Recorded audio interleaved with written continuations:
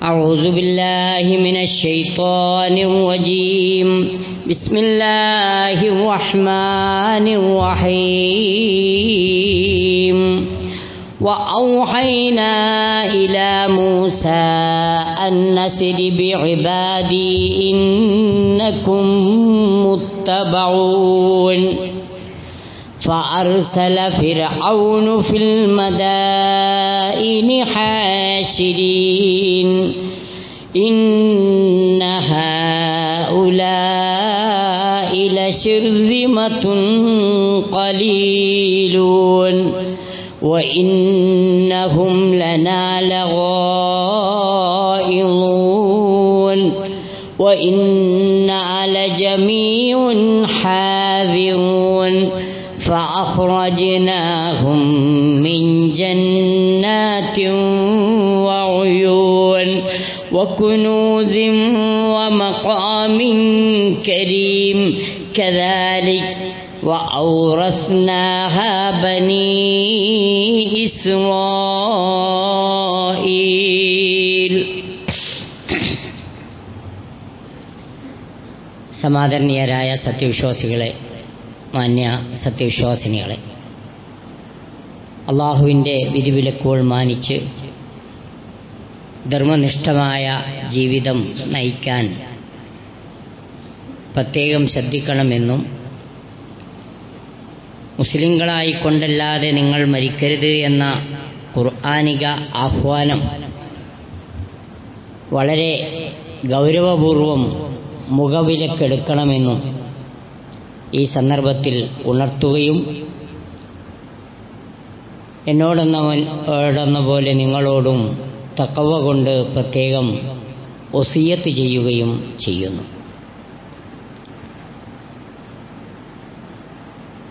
വിശ്വാസികളായ നാം ഹിജ്റ കലണ്ടറിലെ ഒന്നാമത്തെ മാസമായ മുഹറം മാസത്തിലാണ് ഉള്ളത്. 1446 ഹിജ്റ വർഷത്തിലെ ആദ്യ മാസം. പേര് സൂചിപ്പിക്കുന്നത് പോലെ തന്നെ മുഹറം എന്നാൽ വളരെ പവിത്രമായത്, ആദരണീയമായത്, യുദ്ധം ഹറാമാക്കപ്പെട്ടത് എന്നൊക്കെയുള്ള അർത്ഥമാണ് മുഹറത്തിനുള്ളത്. അന്ധവിശ്വാസങ്ങൾ കൊണ്ട് മറ്റെന്തൊക്കെയോ ചില ധാരണകൾ സമൂഹത്തിൽ മുഹറത്തിന് വന്നു ചേർന്നിട്ടുണ്ട്. വിശിഷ്യ 1 മുതൽ 10 വരെയുള്ള ദിവസങ്ങൾ അഭിശബ്ദ ദിനങ്ങളാണെന്നും ഒരിക്കലും നമുക്ക് പറ്റിയ ഒരു മാസമല്ല, ദിവസമല്ല എന്നുമൊക്കെയുള്ള ഒരു ധാരണയാണ് സമൂഹത്തിൽ പൊതുവെയുള്ളത്. നമുക്കറിയാവുന്ന സംഗതിയായതുകൊണ്ട് വിശദീകരിക്കുന്നില്ല. കഴിഞ്ഞ ഖുതുബയിൽ സൂചിപ്പിച്ചതുപോലെ ഷിയാക്കളുടെ സ്വാധീനവും ജൂതന്മാരുടെ വിശ്വാസവുമാണ് അങ്ങനെയൊക്കെ വിശ്വസിക്കാൻ മുസ്ലിം ജനസാമാന്യത്തെ പ്രേരിപ്പിക്കുന്നത് എന്നും നാം സൂചിപ്പിക്കേണ്ടായി. ഇസ്ലാമിൽ വിവിധ മാസങ്ങളിൽ, ദിവസങ്ങളിൽ വിവിധ പ്രവാചകന്മാരുമായി ബന്ധപ്പെട്ട ചരിത്രങ്ങൾ, വിശിഷ്ടമായ ദിവസങ്ങൾ ഒക്കെ ഇസ്ലാം ഓർമ്മിപ്പിക്കുന്നുണ്ട്. ദുൽഹിജ്ജ മാസത്തിൽ ഖലീലുല്ലാഹി ഇബ്രാഹിം നബി അലൈഹിസ്സലാത്തു വസ്സലാമുമായി ബന്ധപ്പെട്ട ചരിത്രമാണ് നമ്മൾ അയവിറക്കിയത്. എന്നാൽ മുഹറത്തിലെത്തുമ്പോൾ അവിടെ കലീമുല്ലാഹി മൂസ അലൈഹിസ്സലാത്തു വസ്സലാമിൻ്റെ ചരിത്രമാണ് കൂടുതൽ വിശ്വാസികൾ അനുസ്മരിക്കുന്നത്.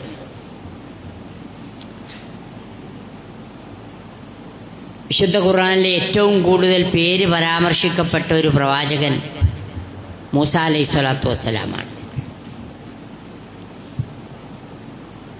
ഏറ്റവും കൂടുതൽ പ്രബോധിതരായ ജനവിഭാഗങ്ങളിൽ നിന്ന് പരീക്ഷണങ്ങൾ നേരിട്ട പ്രവാചക ശ്രേഷ്ഠനും മൂസ അലൈഹിസ്സലാത്തു വസ്സലാമാണ്. അതുകൊണ്ടാണ് ഇസ്രാ മിഅ്റാജ് വേളയിൽ മൂസ അലൈഹിസ്സലാത്തു വസ്സലാമിൽ നിന്ന് മുഹമ്മദ് മുസ്തഫ സല്ലല്ലാഹു അലൈഹി വസല്ലമക്ക് ചില ഉപദേശങ്ങൾ കിട്ടിയത്.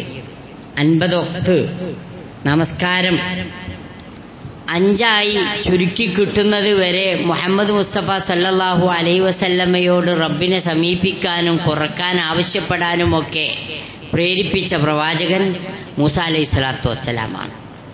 അദ്ദേഹം ആമുഖമായി പറയുന്നുണ്ട്, എൻ്റെ ജനങ്ങളുമായിട്ടുള്ള ആ ഒരു പരിചയത്തിൻ്റെ അടിസ്ഥാനത്തിൽ ഒരിക്കലും താങ്കളുടെ ഉമ്മത്തിന് ഇത് വഹിക്കാൻ കഴിയില്ല എന്ന്. മൂസാ നബി ഒന്നും കൂടെ ആ പറഞ്ഞതനുസരിച്ച് മുഹമ്മദ് നബി സല്ലല്ലാഹു അലൈഹി വസല്ലമ നടക്കുകയായിരുന്നെങ്കിൽ എന്ന് നമ്മളൊക്കെ കൊതിച്ചു പോകുന്ന അവസ്ഥയിലാണ് 5 വഖ്ത് നിസ്കാരം തന്നെ. അത് ഒന്നും കൂടെ കുറച്ച് കിട്ടാൻ വേണ്ടി ഇരിക്കട്ടെ, അത് മറ്റൊരു വിഷയം.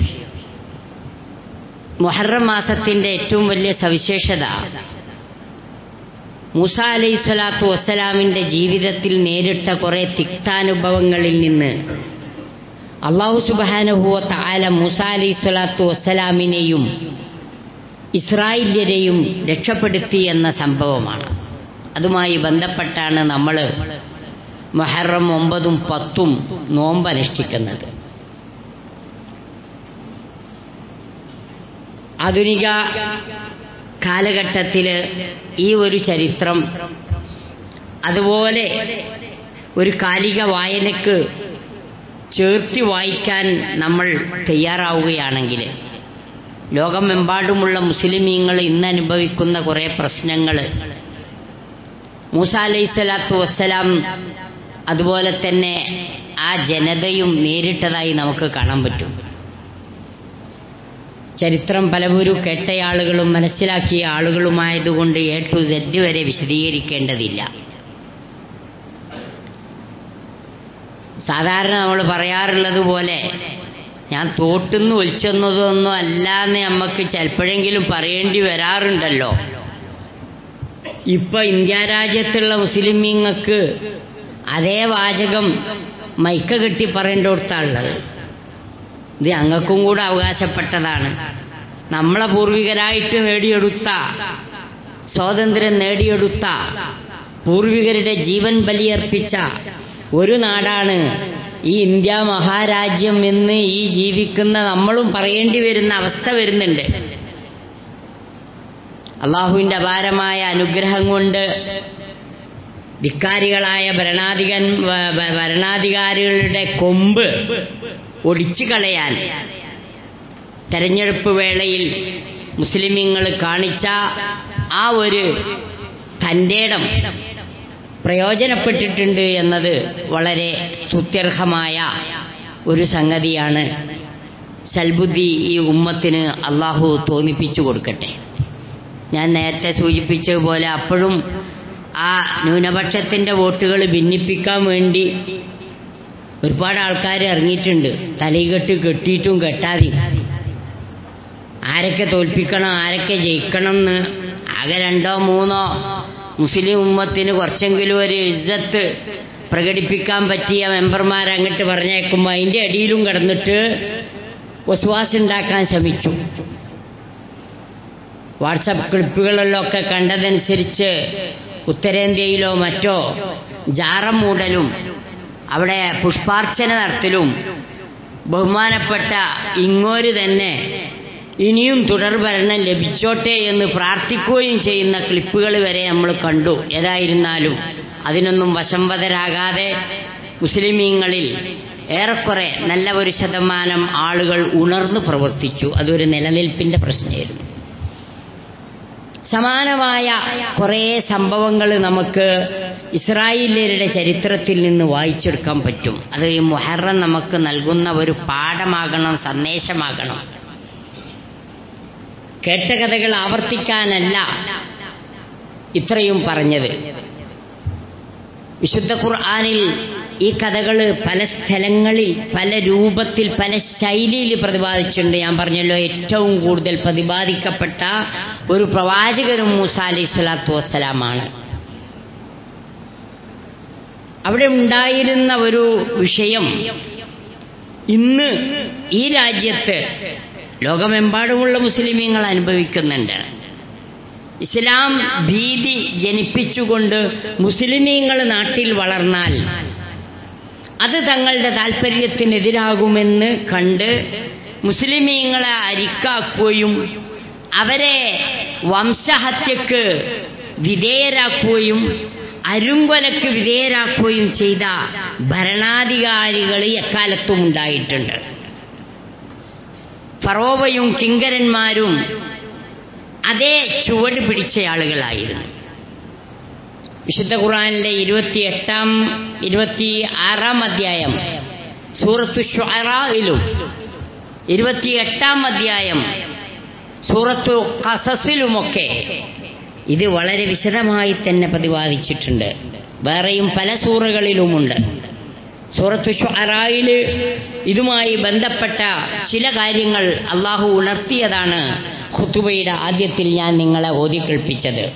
അള്ളാഹു പറയുന്നു, അഊദു ബില്ലാഹി മിനശ് ശൈത്വാനിർ റജീം وأوحينا إلى موسى أن نسر بعبادي إنكم متبعون.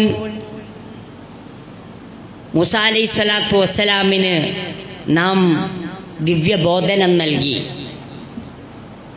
തൻ്റെ ദാസന്മാരായ ഇസ്രായേല്യരെയും കൊണ്ട് എന്തു ചെയ്യണം? മൂസാ നബി അലൈഹിസ്സലാത്തു വസ്സലാമിൽ വിശ്വസിച്ച അനുചരന്മാരായ ഇസ്രായേല്യരെയും കൊണ്ട് രാത്രി തന്നെ രക്ഷപ്പെട്ടുകൊള്ളണമെന്ന്. പകലിലേക്ക് നീട്ടിവെക്കേണ്ടതില്ല, രാത്രി തന്നെ രക്ഷപ്പെടാൻ ശ്രദ്ധിക്കണം.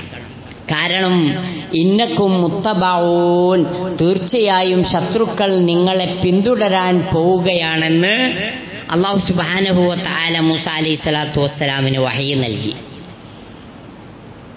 ഇസ്രായേല്യർ രക്ഷപ്പെടുമെന്ന വിവരം ഫറോവക്കും കിങ്കരന്മാർക്കും കിട്ടിയപ്പോ فأرسل فرعون في المدائن حاشرين. ഫിർഔൻ ആളുകളെ വിളിച്ചുകൂട്ടാൻ പട്ടണങ്ങളിലേക്ക് ദൂതന്മാരെ അയച്ചു. എന്തായിരുന്നു ജനങ്ങളോട്, ഈ കിങ്കരന്മാരോട്, പട്ടാളക്കാരോട്, തൻ്റെ അനുചരന്മാരോട് ഫറോവ വിളിച്ചു പറയാൻ കൽപ്പിച്ചത്? ഇന്ന ഹൗലാഇ ലശിർദിമത്തുൻ ഖലീലൂൻ, തീർച്ചയായും ഇവർ കുറച്ച് പേർ മാത്രമുള്ള ഒരു സംഘം. അതിനെ നമ്മൾ ന്യൂനപക്ഷം എന്ന് പറയാം. എന്നുവെച്ചാൽ ഇന്ത്യ രാജ്യത്തെ ന്യൂനപക്ഷത്തിൻ്റെ അത്രയൊന്നും അല്ല കേട്ടോ, വളരെ കുറഞ്ഞ ഒരു സംഘമാണ് ഇസ്രായേല്യർ മൂസാ നബി അലൈഹിസ്സലാത്തു വസ്സലാമിൽ വിശ്വസിച്ചവരായിട്ടുള്ളത്. അവരാകട്ടെ ഈജിപ്തിൽ നിന്ന് ഈജിപ്തിൽ വന്ന് താമസമാക്കിയവരാണ്, ഒരു ന്യൂനപക്ഷമാണ്. മൂസാ അലൈഹിസ്സലാത്തു വസ്സലാമിനെ പിൻപറ്റിയ ആളുകളാകട്ടെ താനാണ് റബ്ബ് എന്ന് അങ്ങേയറ്റത്തെ ഗർവ് നടിച്ച ഫറോവയെ അംഗീകരിക്കാൻ തയ്യാറില്ലാത്തവരാണ്. അവരെ ഒരിക്കലും ഈ നാട്ടിൽ വെച്ച് പൊറുപ്പിക്കാൻ പാടില്ല.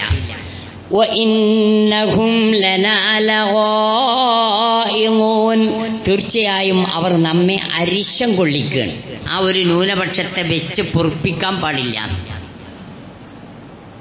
അങ്ങനെ തന്നെയാണ് ഫിർഔൻ എന്ന പേര് മാറ്റിയാൽ ഇന്ന് ഇന്ത്യ രാജ്യത്തെ പല ഭരണാധികാരികളും ആക്രോശിച്ചത്.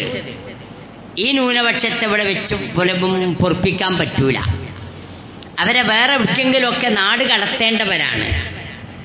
അവര് നമ്മളെ വല്ലാതെ അരിശം കൊള്ളിക്കുകയാണ്. ആലോചിച്ച് നോക്കുങ്ങൾ, വംശഹത്യക്ക് പ്രേരണ നൽകി, അരുങ്കൊലക്ക് പ്രേരണ നൽകി, ആൾക്കൂട്ട കൊലപാതകങ്ങൾ പെരുകി ഒരു നിത്യസംഭവമായി മാറി. നിസ്സാരമായ കാര്യങ്ങൾ പറഞ്ഞിട്ട് സൽമാൻ വോറ എന്ന് പറയുന്ന ഒരു സാധു മനുഷ്യനെയാണ്, ഒരു 23 വയസ്സുള്ള ചെറുപ്പക്കാരനെയാണ് അവൻ നന്നായി ക്രിക്കറ്റ് കളിച്ചു പേരെടുത്തു എന്ന ഒരൊറ്റ കാരണത്താൽ, പ്രാദേശികമായി സംഘടിപ്പിക്കപ്പെട്ട ഒരു ക്രിക്കറ്റ് മാച്ചിൽ നന്നായി പെർഫോം ചെയ്തു എന്ന ഒരൊറ്റ കാരണത്താൽ അയാളെ അടിച്ചുകൊന്നു. അയാളെ കാത്തു നിൽക്കുന്ന ചെറുപ്പക്കാരിയായ ഗർഭാവസ്ഥയിലുള്ള ഒരു സ്ത്രീരത്നം അവിടെ ഉണ്ടായിരുന്നു. പക്ഷേ പാർക്കിങ്ങിന്റെ പേര് പറഞ്ഞാണ് അയാളെ അടിച്ചു കൊന്നത്. അങ്ങനെ എത്ര കൊലപാതകങ്ങൾ നമ്മൾ കേട്ടു. ഇതൊക്കെ കരുതിക്കൂട്ടി ഉണ്ടാക്കുന്ന കൊലപാതകങ്ങളാണ്. ന്യൂനപക്ഷങ്ങൾക്കിടയിൽ ഭീതി വിതക്കാൻ വേണ്ടി ഖബ്തി വംശജരായിരുന്ന ഫറോവയുടെ ആളുകൾ ഇസ്രായേലിയർക്കെതിരെ ഇതേ രൂപത്തിലുള്ള ഒരു മോബ് കില്ലിംഗ് നടത്തിക്കൊണ്ടിരിക്കുകയായിരുന്നു. നമ്മളുടെ സുപ്രീം കോർട്ട് ഇപ്പോൾ നിരീക്ഷിച്ച് പറഞ്ഞിട്ടുണ്ട്, ഒരു മോബ് കില്ലെന്നൊക്കെ പറയണമെന്നുണ്ടെങ്കിൽ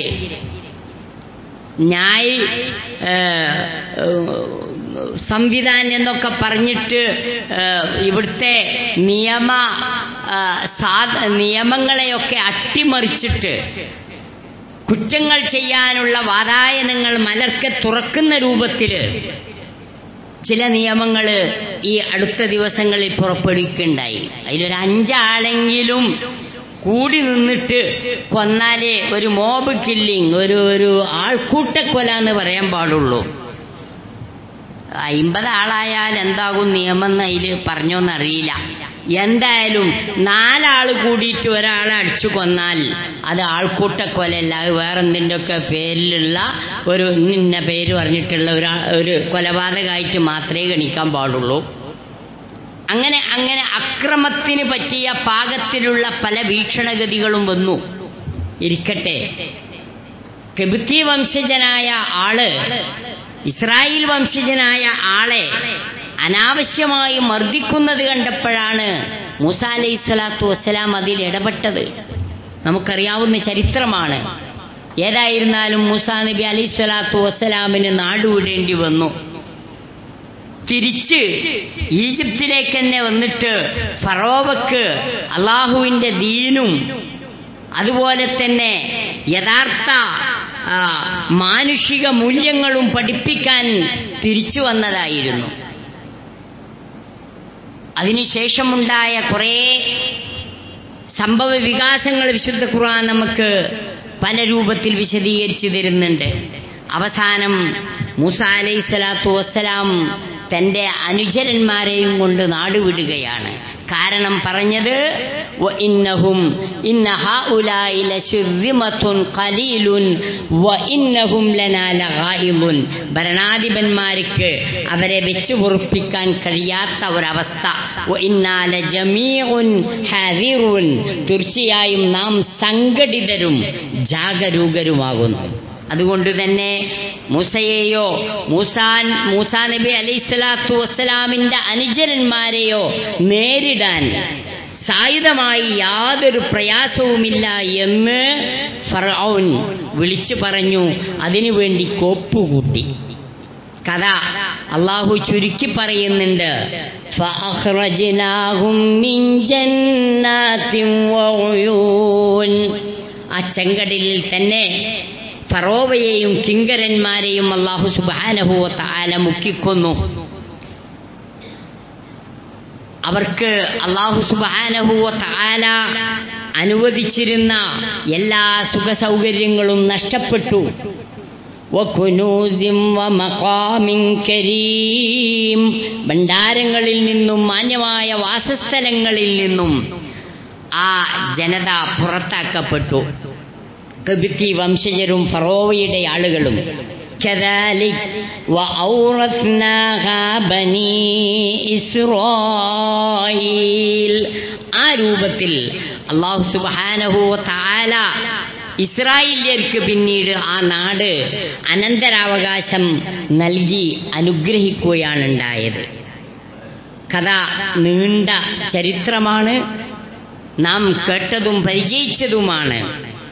ആരൊക്കെ ഏതേത് രൂപത്തിലൊക്കെ അടിച്ചമർത്തലുകൾക്കും അതിക്രമങ്ങൾക്കും വിധേയരാകുന്നുണ്ടോ ആ ജനത അള്ളാഹുവിനെ ഭയപ്പെട്ട് ജീവിക്കുകയാണെങ്കിൽ അള്ളാഹു സുബ്ഹാനഹു വ തആല അവർക്ക് സഹായമേകുമെന്നും അതിക്രമകാരികളായ ജനങ്ങൾ എല്ലാ കാലത്തും ഒരുപോലെ ദുനിയാവിൽ വിലസുകയില്ല എന്നുമുള്ള ഒരു പാഠം മുഹറം നമുക്ക് നൽകുന്നുണ്ട്.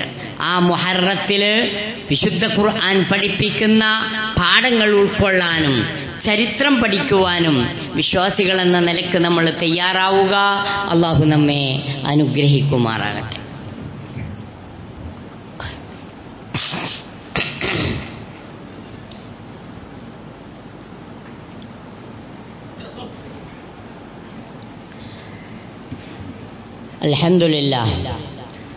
الحمد لله الذي هدانا لهذا وما كنا لنهتدي لولا أن هدانا الله والصلاة والسلام على رسول الله وعلى آله وصحبه أجمعين. أيها الناس اتقوا الله حق تقاته ولا تموتن إلا وأنتم مسلمون. അള്ളാഹുവിൻ്റെ വിധിവിലക്കുകൾ മാനിച്ച് തഖ്വയോടെ ജീവിക്കാൻ ശ്രദ്ധിക്കണമെന്ന് എന്നോടെന്ന പോലെ നിങ്ങളോടും ഞാൻ ഒരിക്കൽ കൂടി ഉണർത്തുകയും ഉപദേശിക്കുകയും ചെയ്യുന്നു.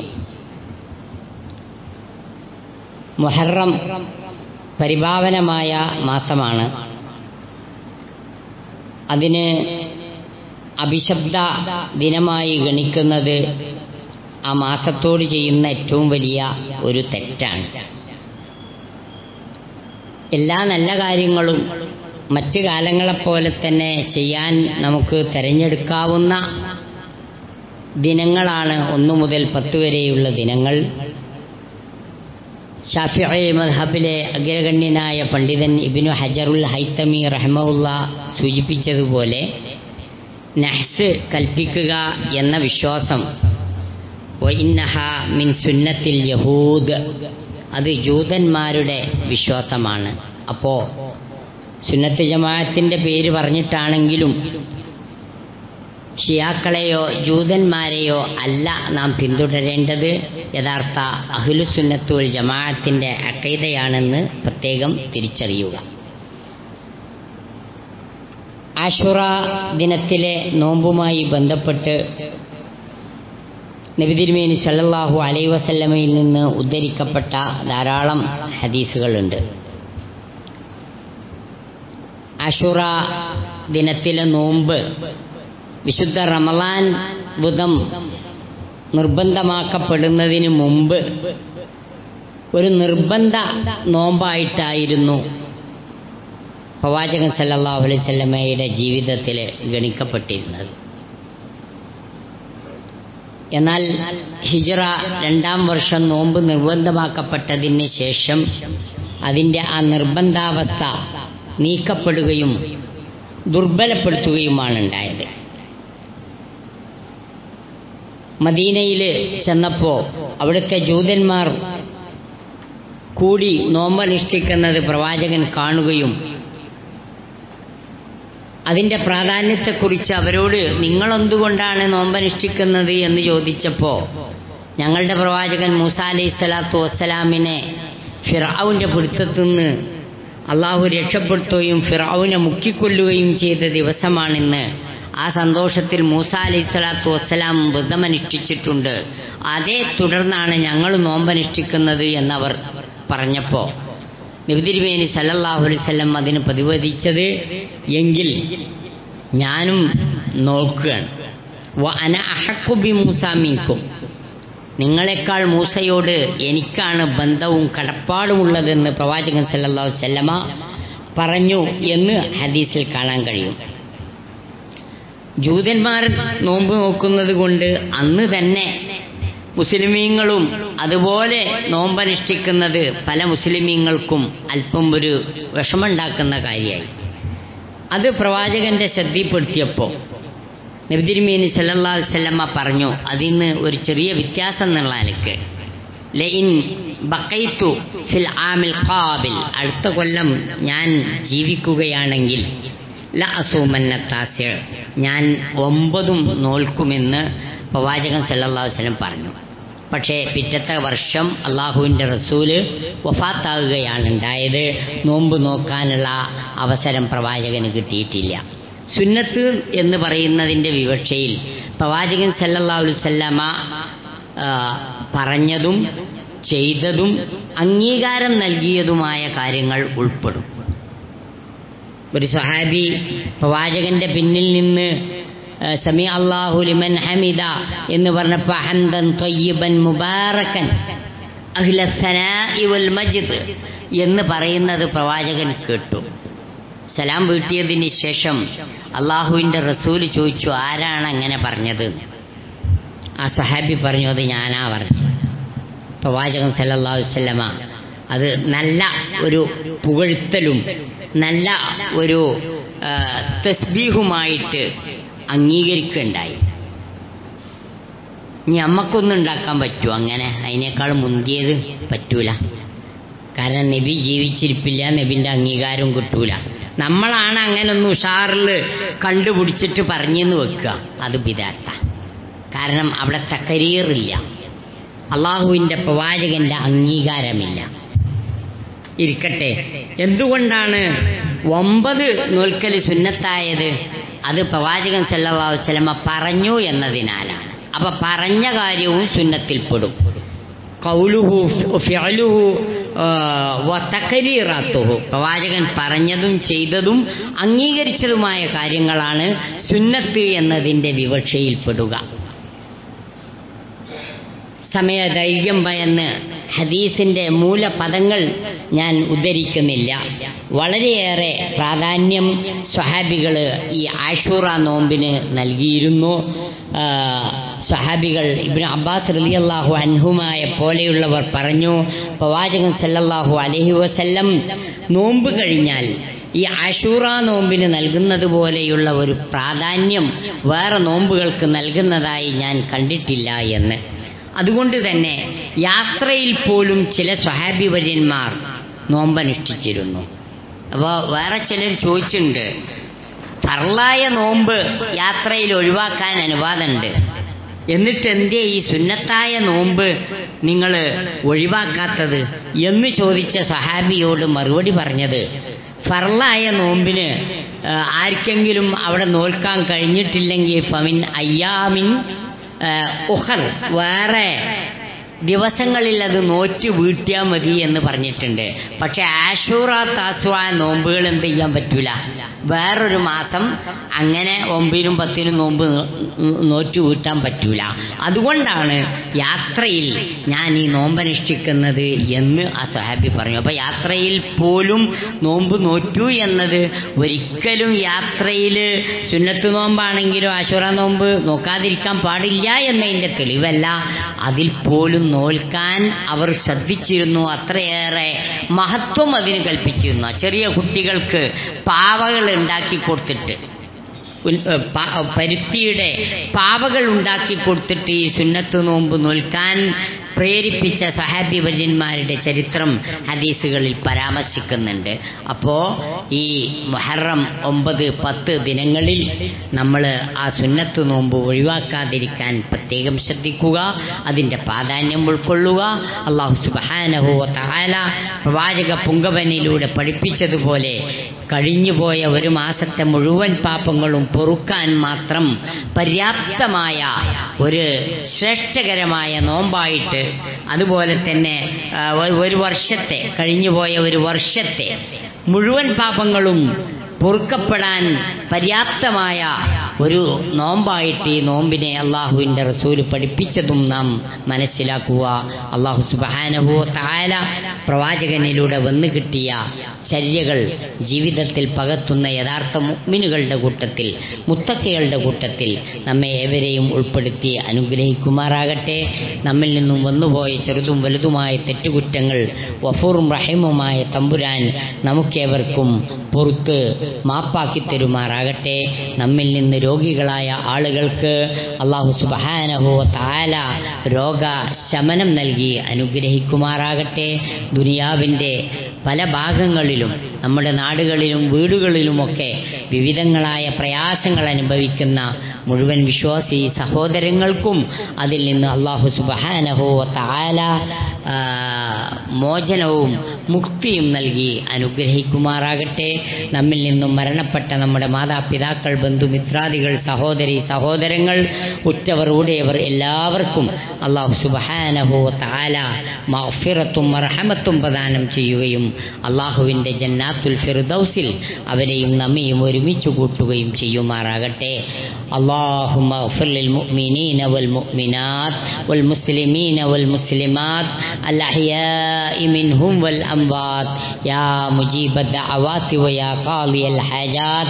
اللهم اغفر لنا ولإخواننا الذين سبقونا بالإيمان ولا تجعل في قلوبنا غلا للذين آمنوا ربنا إنك رؤوف رحيم.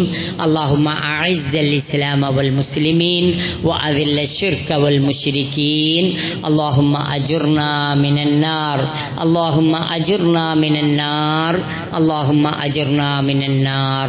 ربنا تقبل منا إنك أنت السميع العليم وتب علينا إنك أنت التواب الرحيم واغفر لنا يا غافر المذنبين وارحمنا بأنواع رحمتك يا